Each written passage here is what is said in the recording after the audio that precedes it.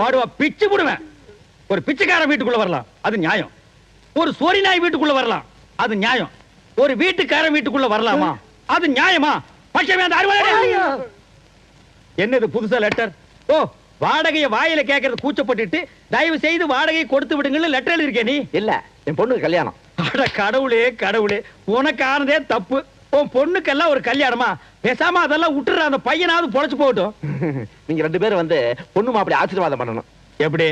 இப்படி அட்லீஸ்ட் இந்த 100 ரூபீஸ்க்காக அதெல்லாம் ஒரு ஊரு, அந்த ஊர்ல நீ கல்யாணத்தை வச்சிருப்ப, அந்த வரப்பட்டிக்காடுல வந்து நான் வாழ்த்து சொல்லணுமா? முடிஞ்சா கல்யாணத்தை இங்க ஷிஃப்ட் பண்ணு. 3 நாளைக்கு முன்னாலே வந்து உட்கார்ந்து நான் வாழ்த்து பாடுறேன். என்னடா அது பழம்? பூம்பழமா? இதெல்லாம் நான் சாப்பிட மாட்டேன்னு தெரியாது? வரும்போது ஒரு சாத்து கொடி 4-5 ஆப்பிள் வாங்கிட்டு வரப்படாது? பிச்சைக்கார பசங்கடா நீங்க. சரி, நான் அட்ஜஸ்ட் பண்ணிக்கிறேன். இன்னும் மஞ்சா